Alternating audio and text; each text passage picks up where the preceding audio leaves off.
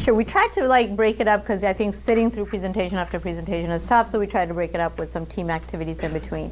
And so one of the things she asked me to do is can we end the session with a little bit of a motivational talk. And you know, I'm not a motivational speaker, so I'm going to speak from my heart because I can only talk to you about, you know, my experiences and things that has shaped me. So hopefully you won't be bored to death. So,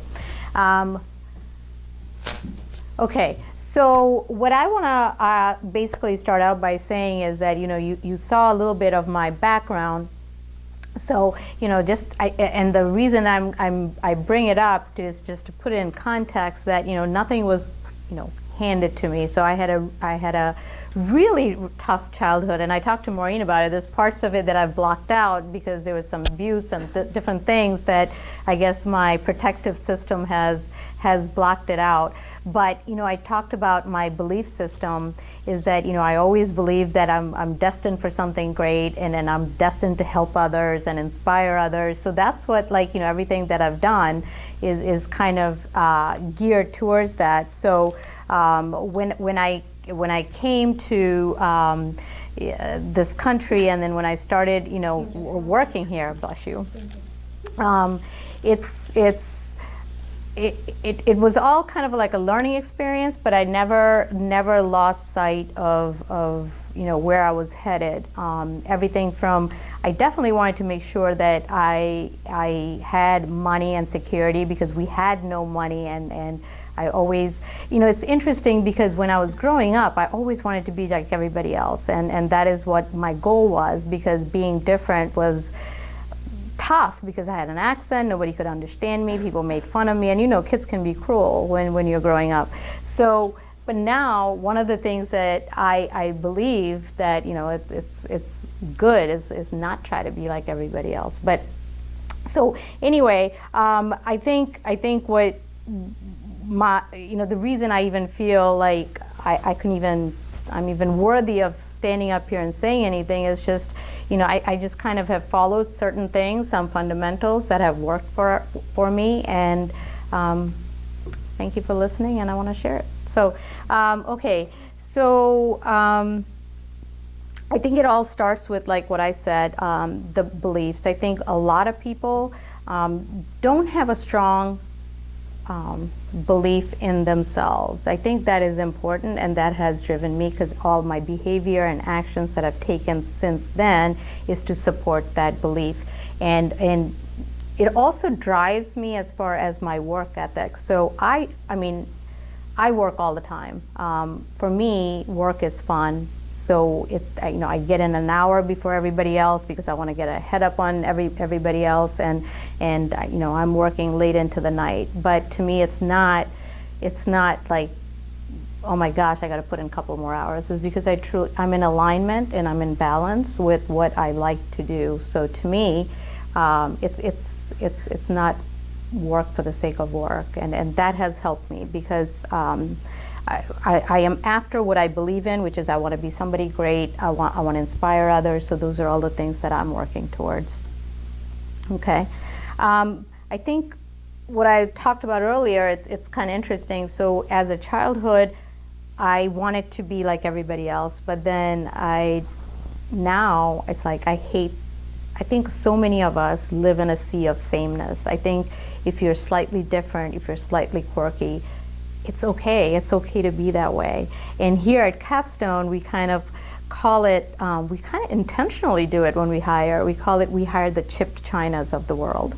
And, you know, we're not looking for that perfect people. We're looking for the people who are slightly different, because I think that's what kind of creates that, that diversity, the culture. And I just find those people more interesting. Most of my close friends are chipped chinas, you know. So I love hanging around people like that. And I think the one thing that, you know, even in business, like, you know, we looked at IT companies, and we looked at, okay, what are our competitors doing, and how can we do it better, and how can we be different? And I think doing things different just for the sake of doing things different is probably not the right answer. It has to be relevant to the customer. It has to be relevant to the person that you're relating to. So it was. Once you make that connection, then I think it works. So I think another thing that I want to say is that a lot of if somebody told you if there was one thing you could change about your life, and some of us may say no, everything is I wouldn't change anything. For me, there was a couple of very turning points in my life. So I inadvertently left out my son, but my son was born very prematurely, and he was pretty much just barely hanging on. So, and even after we brought him home and he was alive and all that, the first year of his life, I was told that he's probably going to be in a wheelchair. So that was a turning point in our life.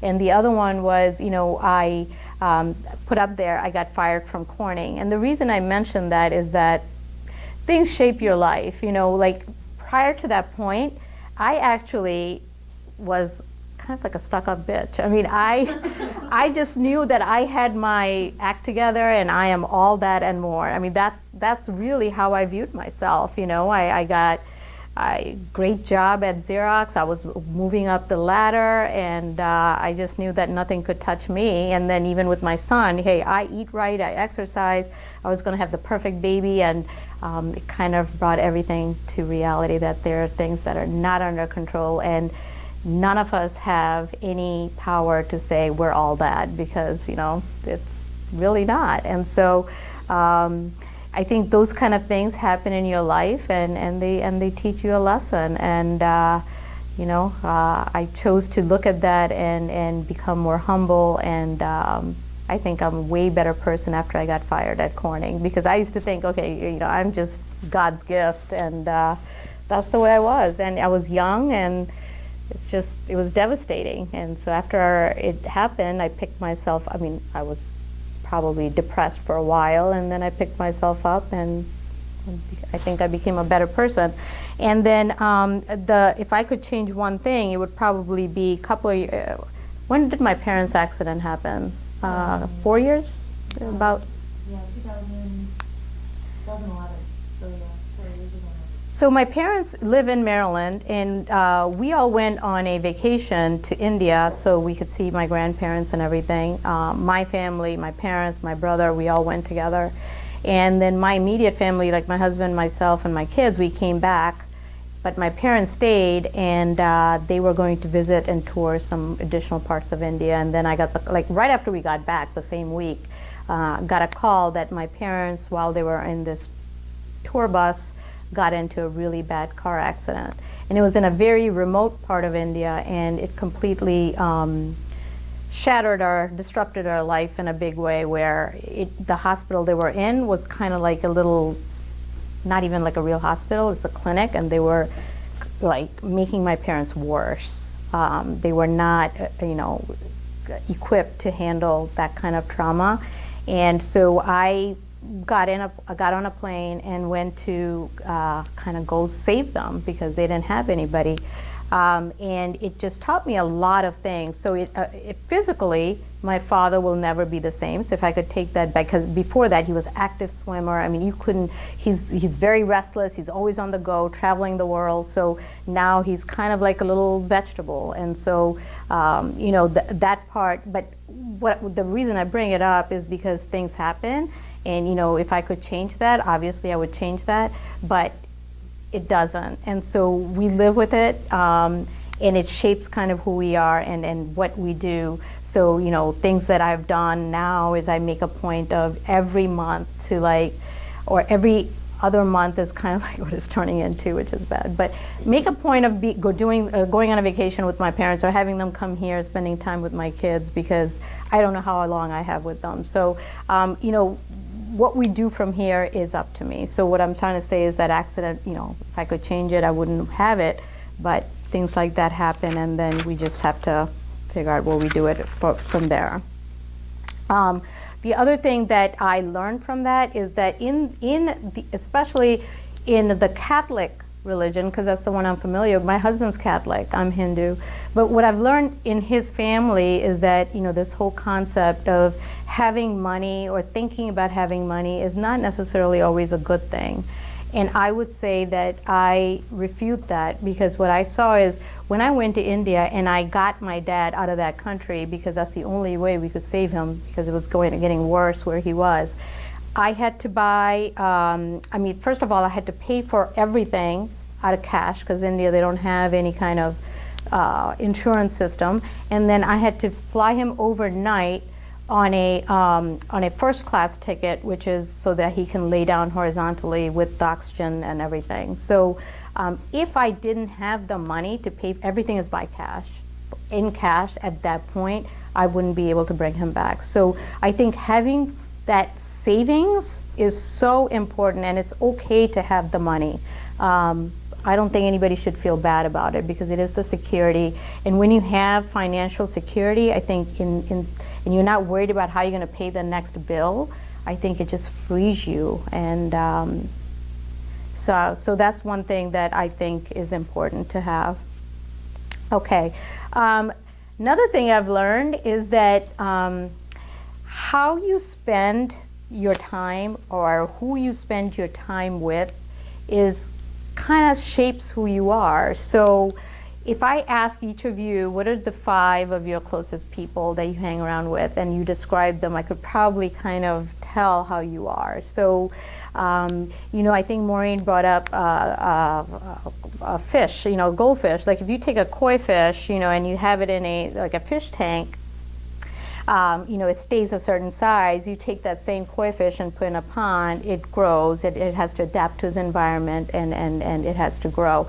So to me, because I have my belief of where I want to be and where I want to grow, I have intentionally decided who my close friends are going to be, and advisors. So a lot of my friends are business owners, and they have the same ambitions because I thrive off of them.